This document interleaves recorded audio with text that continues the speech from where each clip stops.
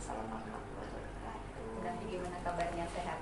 Alhamdulillah sehat, selalu semangat berprestasi. Luar biasa ini Bu Nafi ini.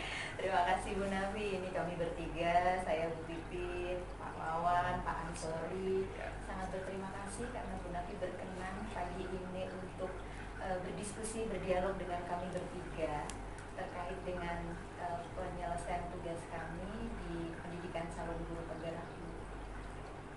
Bu Nafi sudah siap untuk kami wawancara Ibu? Monggo, silakan. Baik Bu Nafi, kami hanya ingin bincang-bincang ini ceritanya karena kami sedang pendidikan, berarti kami harus banyak langsung tahu dari pimpinan sekolah, terutama Bu Nafi ini sebagai kepala SMK Negeri 1 Cilacap, terkait dengan pengambilan keputusan Ibu, karena seorang pimpinan itu pasti itu nggak akan jauh-jauh dari masalah, kemudian pengambilan keputusan gitu. Nah ini yang pertama Ibu, sejauh ini bagaimana Ibu dapat mengidentifikasi permasalahan-permasalahan yang termasuk dalam kategori dilema etika dan rujukan moral Ibu?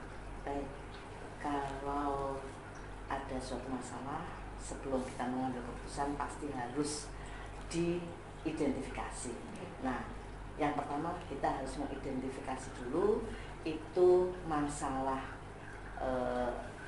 dilema etika, yaitu benar lawan benar atau rujukan moral, benar lawan salah. Nah, itu yang jadi tolak ukur kita sebelum mengambil keputusan.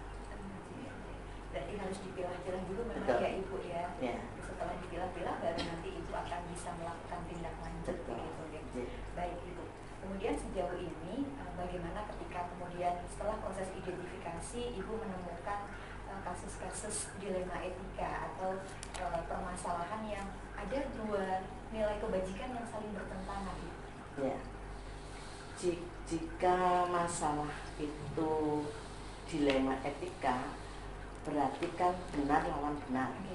Tidak ada pelanggaran hukum di sini. Maka kita harus mengambil keputusan berdasarkan skala prioritas. Mana yang harus kita dahulukan. Nah, dalam memutuskan mana yang harus didahulukan itu, kita harus berpedoman pada efeknya atau dampaknya itu untuk orang sedikit atau orang banyak, yang pertama. Yang kedua, untuk jangka pendek atau jangka panjang.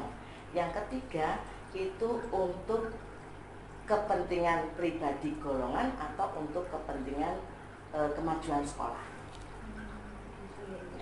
Jadi memang harus ada skala prioritas didasarkan pada 3 hal tadi ya Ibu ya.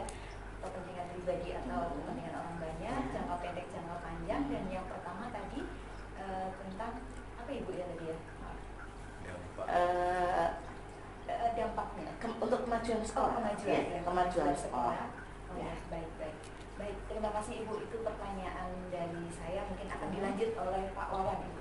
Mohon izin Bu untuk melanjutkan. Silakan Pak Wawan.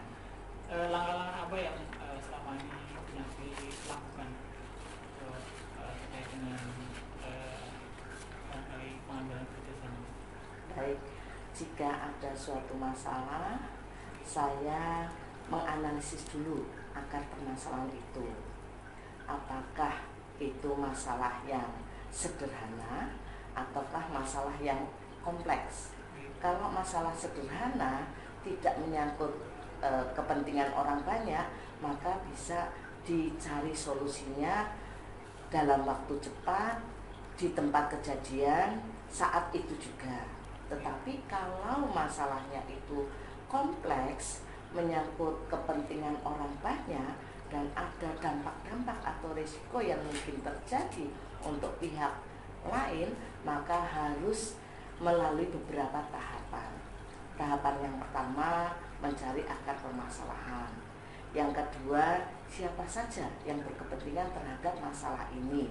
Kemudian saya kumpulkan yang berkepentingan tadi, kemudian kita analisa analisa masalah tersebut, baik buruknya dampak-dampaknya jangka pendek dan jangka panjang untuk kepentingan kemajuan sekolah atau tidak, maka kemudian kami sambil mengumpulkan data-data yang relevan untuk pengambilan keputusan atau solusi, kemudian didiskusikan dalam sebuah tim, khususnya tim manajemen dalam pengambilan keputusan, dengan memperoleh masukan-masukan dari berbagai pihak, tentu saja akan mendukung keputusan atau solusi yang terbaik.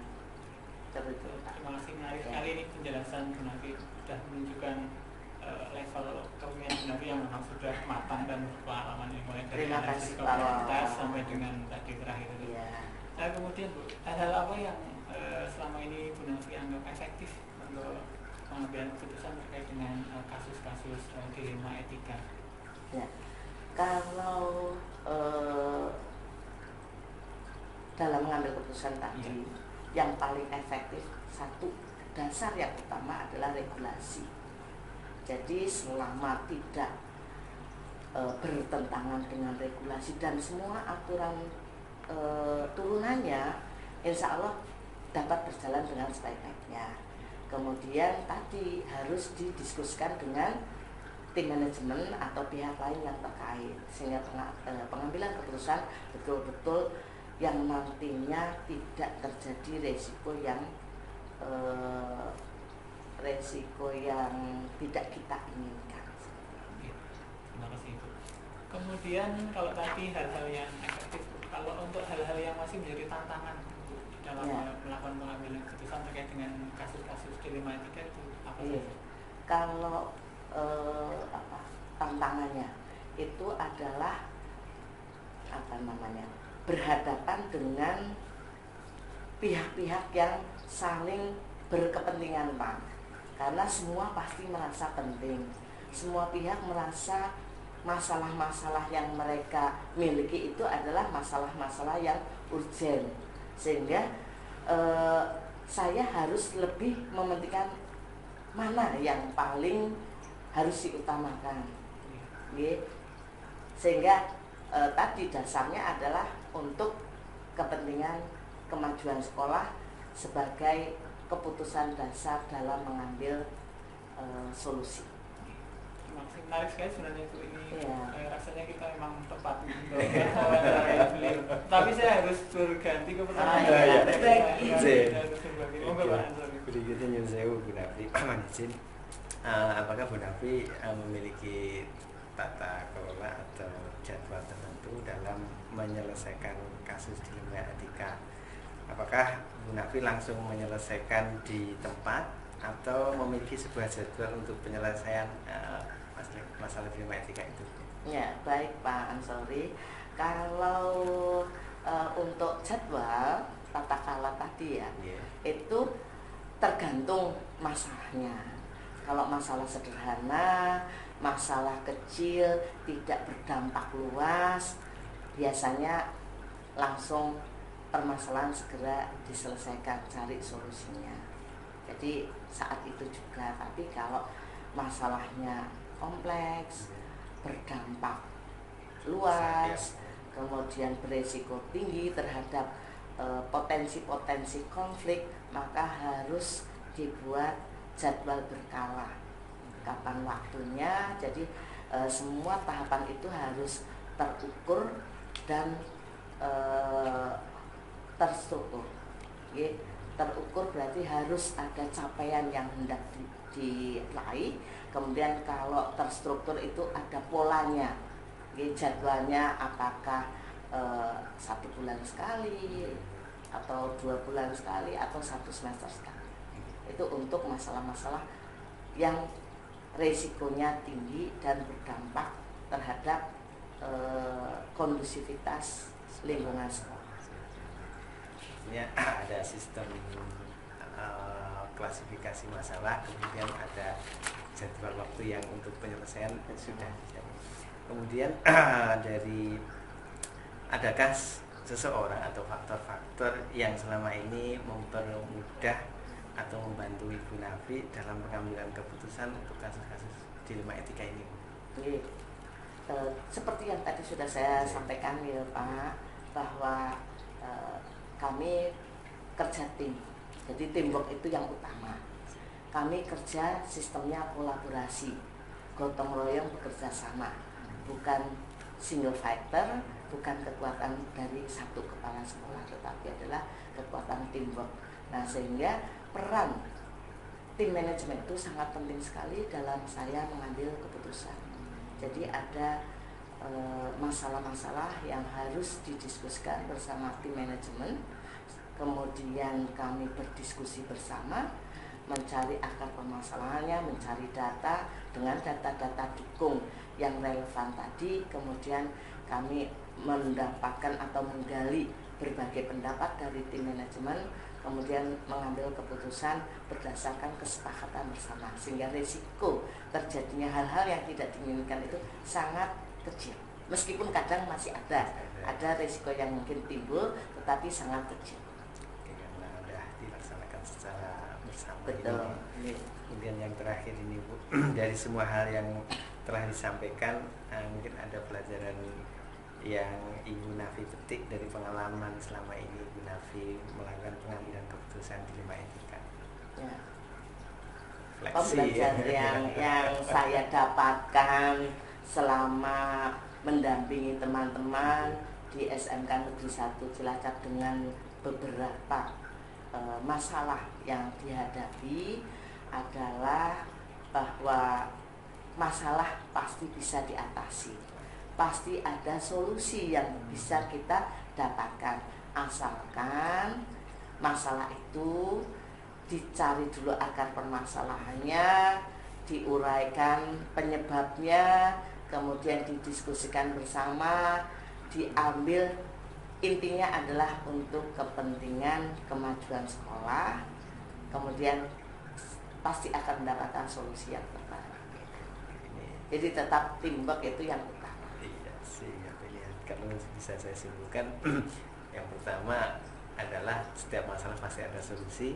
Solusi itu sangat efektif ketika dilaksanakan dan teamworknya Bu Nafi ini ya. Terima kasih, luar biasa ini. Menginspirasi kami, saya sendiri terutama dalam belajar untuk mengambil sebuah keputusan. Semua proses belajar. Siap, terima kasih. Baik Bu Nafi, ini kami sudah mendapatkan pelajaran yang sangat berharga ya, karena ini langsung dari sumbernya pelaku langsung gitu. Jadi tidak hanya sekadar teori yang kita dapatkan ya, tapi betul-betul real memang itu ada di dalam diri seorang pemimpin, khususnya Bu Nafi yang memimpin sekolah sebesar ini begitu ya Bu Nafi. Terima kasih sekali Bu Nafi, sekali lagi kami ucapkan mudah-mudahan Bu Nafi sukses kedepannya, diberikan kemudahan dalam mengatasi masalah-masalah yang mungkin akan muncul nanti. Ya, pasti ada.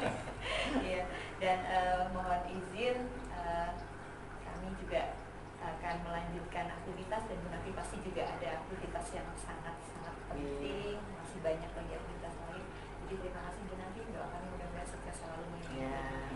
dan kami bisa meneladani apa yang tadi sudah Bu Nafi lakukan.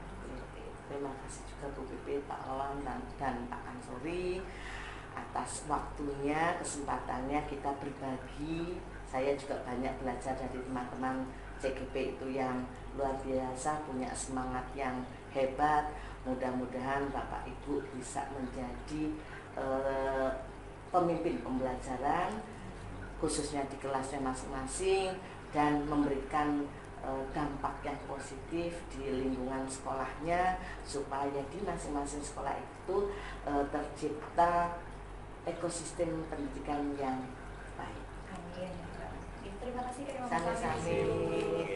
Ya, selamat, semoga sukses semuanya.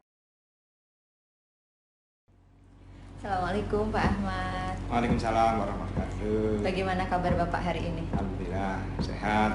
Alhamdulillah, itu yang kami harapkan Pak.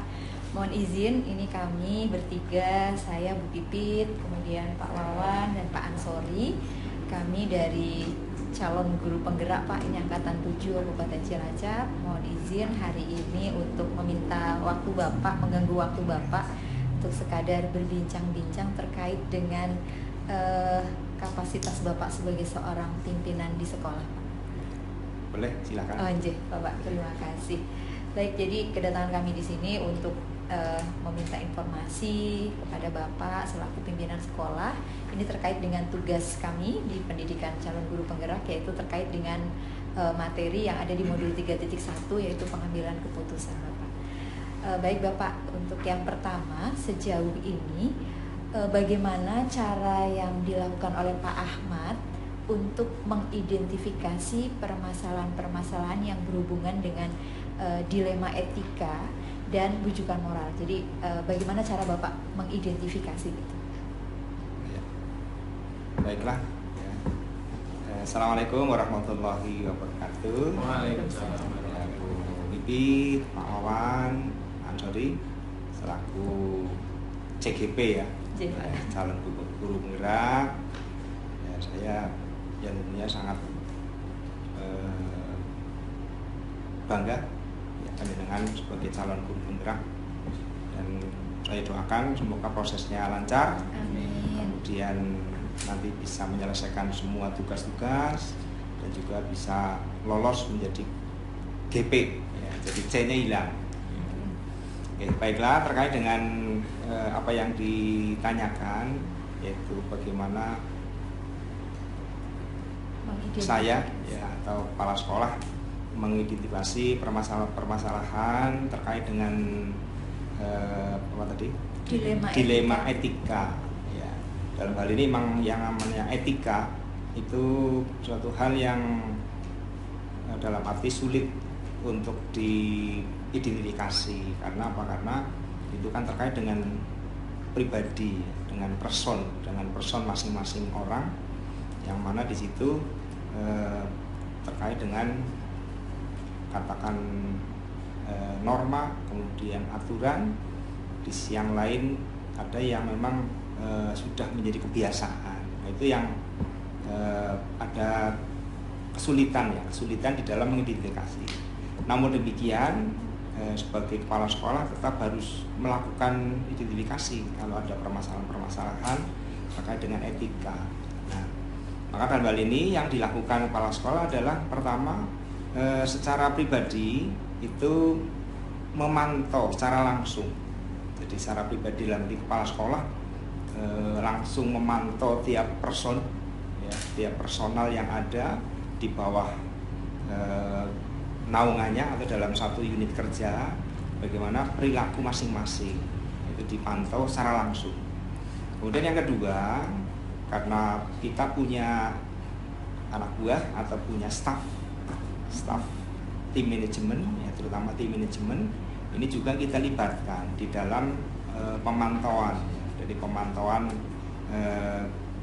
etika, cara beretika masing-masing person yang ada di sekolah, kita libatkan mereka untuk memberikan informasi kepada kepala sekolah. Jadi kepala sekolah tidak hanya dari satu sisi saja, tapi kita juga menerima informasi dari sisi yang lain.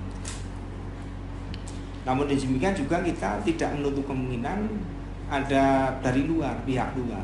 Luar itu luar sekolah. Luar sekolah itu bisa dari komite sekolah, bisa dari orang tua gitu. Nah, ini yang kita upayakan dalam mengidentifikasi itu, kita mencari masukan-masukan ya, dari berbagai sisi tadi. Dari kepala sekolah sendiri langsung terjun, kemudian yang kedua melibatkan para wakil kepala sekolah, tim manajemen, kemudian yang ketiga dari pihak luar, dari orang tua bisa atau komite. Tapi juga tidak menutup kemungkinan masukan-masukan dari teman sejawat. Ini juga perlu, penting. Itu kita identifikasi permasalahan-permasalahannya, kita tanyakan kepada teman sejawat juga, biar komplit ya, informasi yang masuk itu komplit begitu. Nah, itu kira-kira seperti itu gambaran tentang bagaimana cara mengidentifikasinya. Ya, baik, terima kasih Bapak atas penjelasannya. Menarik sekali, mohon izin Bapak untuk melanjutkan pertanyaan. Tadi sudah panjang lebar sudah disampaikan oleh Bapak. Barangkali pertanyaan berikutnya ini lebih menajamkan ke arah detail atau teknisnya. Kira-kira langkah-langkah atau prosedur seperti apa yang biasa Bapak lakukan selama ini Pak, dalam menangani sebuah permasalahan Pak, mulai dari identifikasi sampai dengan pengambilan keputusan tadi. Baiklah, jadi kalau terkait dengan langkah-langkah itu berarti detail ya, lebih bertahapan dan terperinci ya. Ini yang pertanyaan yang sulit itu. Mungkin globalnya. Ya. Jadi emang betul, yang pertama ya kita harus mengidentifikasi dulu, mengidentifikasi permasalahan yang timbul. Kemudian yang kedua, kita mengambil langkah mendiskusikan dengan pihak terkait. Pihak terkait itu yang paling dekat ya kita dengan tim manajemen dulu. Tim manajemen kita diskusikan permasalahan seperti apa. Nah, selain tim manajemen ya tidak mungkin tadi melibatkan yang lain yang terkait, seperti misalkan kalau butuh dengan komite sekolah ya kita komite sekolah, atau dengan orang tua misalkan ya kita melibatkan orang tua. Jadi nanti melihat urgensi atau tingkat permasalahannya. Jadi yang jelas itu kita diskusikan permasalahan tadi. Kemudian yang ketiga, baru kita membuat skala urutan ya, urutan penyelesaian masalah tadi. Urutan pertama itu seperti apa ya, jadi istilahnya alternatif ya, alternatif penyelesaian masalah itu. Nah, kemudian yang keempat, betul yang keempat ya, yang keempat itu baru kita mengundang terkait, mengundang pihak-pihak yang ada pelanggaran etika ya, kita undang, kita sampaikan pokok-pokok terkait dengan permasalahannya seperti ini, resikonya atau akibatnya seperti apa, kemudian nanti setelah ini bagaimana penyelesaiannya. Nah, kemudian ini Bapak sebagai kepala sekolah yang sudah sangat berpengalaman, Bapak, kira-kira apa sih yang Bapak anggap selama ini efektif gitu untuk menangani permasalahan dalam pengambilan keputusan ini? Misalnya katakan jurus pamungkas gitu Pak, misalnya Bapak kalau sekian lama ini kan udah punya permasalahan, mungkin juga yang permasalahan berulang itu, wah kalau seperti ini jurusnya seperti ini nih ya, ini pasti selesai gitu Pak, gambarannya seperti apa? Ya sebetulnya prosesnya itu proses sebetulnya, proses, tidak bisa sekali berarti berbuat gitu ya, proses. Kalau menurut saya kalau jurus pamungkas sebetulnya ya ibaratnya bukan jurus pamungkas ini ya, jadi tidak ada lah menurut saya jurus pamungkas. Yang mesti harus kita lakukan sebagai pimpinan, yang pertama kan kita harus ibaratnya menjadi teladan, menjadi contoh bagi semua komponen gitu, semua komponen, sehingga kalaupun kalau kita sudah memberikan contoh yang baik, kita tidak usah menegur gitu, tidak usah memberikan peringatan secara tadi pamungkasnya harus ditegur, harus diperingatkan gitu ya. Itu tidak harus seperti itu. Jadi kalau kita sudah memberi contoh, ibaratnya kita lihat lewat saja, mungkin yang bersangkutan sudah merasa gitu. Itu kalau kita sudah bisa menerapkan tadi teladan contoh. Nah, tetapi ya tetap kita harus melalui tahapan tadi, mengingatkan secara lisan, kemudian lisan ini sudah beberapa kali ya, lisan ya tidak hanya sekali, biasanya 1, 2, 3 kali. Kemudian setelah lisan ini sudah kita lakukan, ternyata tidak ada perubahan, baru ada teguran secara tertulis. Ya mungkin ya pamungkasnya ya tertulis itu. Iya, Iya Pak, sudah tergambar tadi. Berarti sebenarnya jurus pamungkasnya bukan penegakan disiplin, tetapi malah keteladanan. Jadi dengan keteladanan itu yang penting itu harapannya malah potensi-potensi kejadian itu tidak muncul gitu, karena sudah diberi keteladanan. Kemudian berikutnya Bapak, untuk barangkali selama ini Bapak masih ada tantangan Pak di dalam melakukan pengambilan keputusan itu yang terasa masih sulit itu seperti apa Pak ya, hal yang masih menyulitkan itu barangkali dirasakan? Ya, jadi dalam arti ini kalau kesulitan sih sebenarnya bukan kesulitan, cuman kita kan ibaratnya kita kan manusia, punya rasa gitu, punya rasa. Jadi rasa ini yang kadang-kadang muncul, rasa dalam arti oh itu melakukan kesalahan, ya sifatnya itu saya sifatnya menunggu berubah sendiri gitu ya, menunggu berubah sendiri. Jadi yang kita harapkan itu kesadaran muncul dari pribadi masing-masing, tidak harus ditegur dulu, tidak harus diperingatkan gitu. Nah, jadi yang kendalanya di situ, kendala dalam arti kita tidak bisa langsung mengambil keputusan dengan tadi kita ada rasa ya bukan tapi memberi kesempatan yang bersangkutan untuk berubah dulu gitu. Ya, tinggal waktunya yang bersangkutan berubahnya itu bisa cepat apa lama gitu. Nah, kalau yang lama ini yang jadi ibaratnya selalu jadi pikiran kita. Gitu. Itu kira-kira. Terima kasih Bapak, ini sudah lengkap sekali, pertanyaan-pertanyaan sudah dijawab dengan sangat baik. Ini menggambarkan pengalaman Bapak jadi selaku kepala sekolah sudah sekian lama nih. Dan nampaknya kita juga sangat tepat hadir di sini untuk bertanya kepada orang yang tepat, dia menjawabkan jawaban-jawaban yang tepat. Saya sebenarnya masih pengen bertanya Pak, tapi nanti rekan saya tidak bagian. Ini sudah menunggu giliran tuh, sudah sangat kepengen bertanya. Semoga dilanjut oleh Pak Ansori. Berikutnya ini saya Ahmad. Apakah selama ini Ahmad memiliki tata kelola atau jadwal tertentu untuk penyelesaian kasus dilema tersebut? Apakah langsung diselesaikan di tempat atau memiliki jadwal tersendiri dalam penyelesaian kasus-kasus yang cukup berat itu? Ya.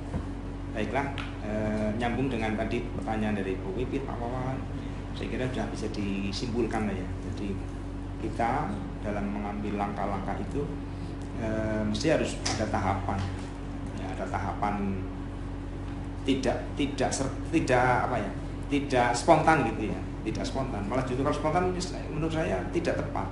Emosional. Karena ya spontan itu biasanya emosinya yang muncul, emosi kita ya.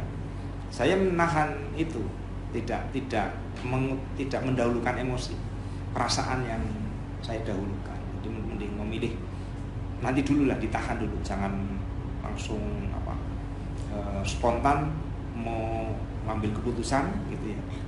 Karena itu tadi mungkin yang bersangkutan sedang kondisi tidak stabil mungkin ya, tidak stabil, mungkin sedang ada masalah sehingga membuat kesalahan. Ya, maka itu yang harus kita pertimbangkan. Ya, jangan terus langsung divonis salah gitu. Ya, karena itu tadi faktor-faktor lain kan harus kita lihat, faktor penyebabnya gitu ya.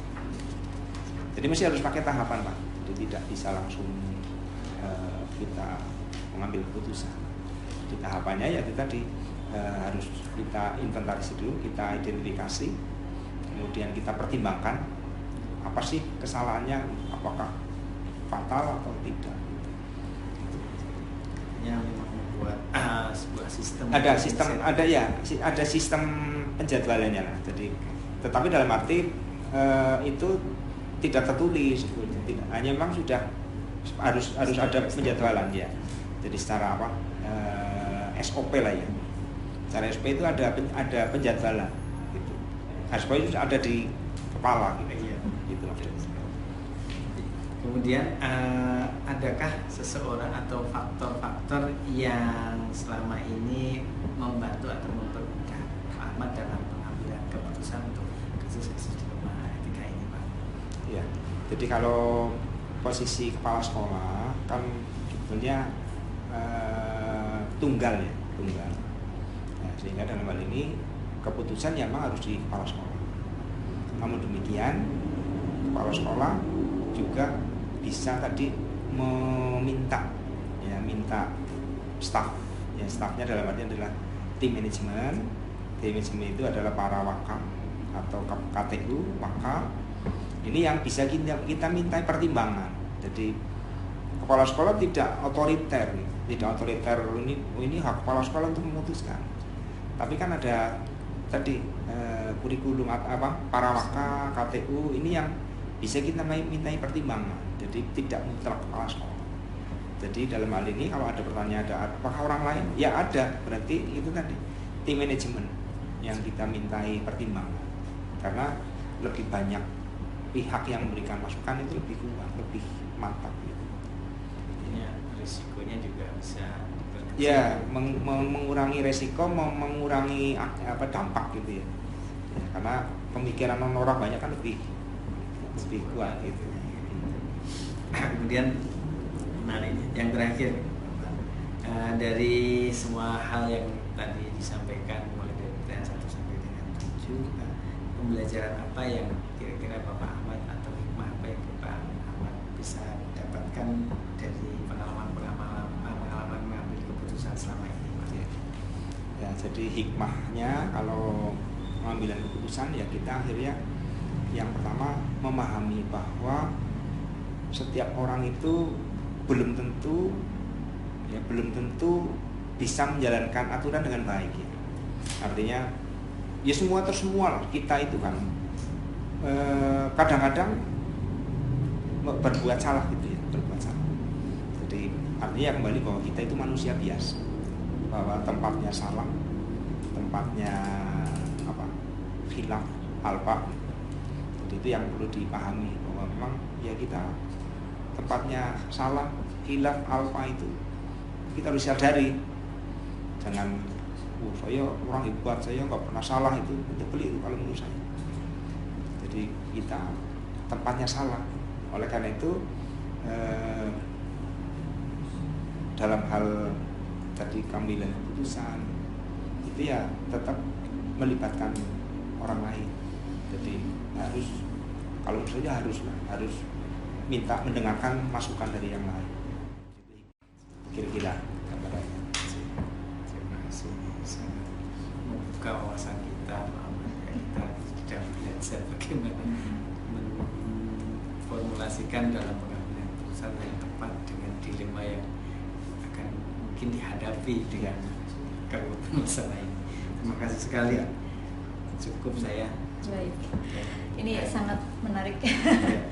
Sangat menarik sekali Pak Ahmad obrolan kita di siang hari ini. Sebenarnya masih ingin menggali lebih banyak lagi ya, agar kita lebih cerah gitu ya, lebih tercerahkan. Setidaknya kami bukan sedikit, ini banyak mendapatkan pengalaman dari pengalaman Pak Ahmad yang tadi diceritakan ke kami. Mudah-mudahan ini bisa menjadi bekal kami Pak, ketika nanti ada permasalahan dan kami berada di dilema yang bingung harus memutuskan yang mana. Kami sudah punya gambaran sedikit tadi untuk disimpulkan ya yang disampaikan Pak Ahmad, bahwa ketika mengambil keputusan memang tidak otoritas kepala sekolah ya Bapak ya, tetap ada tahapan-tahapan, ada prosedur yang mungkin bisa dikatakan itu SOP yang sudah mungkin sudah merasuk ke dalam jiwa sehingga tidak perlu dituliskan, tapi sudah berjalan secara otomatis gitu ya Pak ya. Ya, dan Bapak selalu melibatkan tim manajemen dan teman-teman yang lain, artinya Bapak tidak menutup masukan dari pihak yang lain gitu. Kami mengaturkan terima kasih sekali atas kelonggaran waktu Bapak dan ilmu yang diberikan kepada kami. Kami mohon maaf ya, barangkali masih belum memuaskan gitu. Sudah sangat puas. Oke, kami mendoakan semoga Bapak selalu diberikan kemudahan, kesehatan, keberkahan sehingga bisa memimpin sekolah ini hingga akhir nanti Bapak. Amin ya. Oke, selamat beraktivitas Bapak. Kami mohon pamit. Assalamualaikum. Waalaikumsalam warahmatullahi wabarakatuh.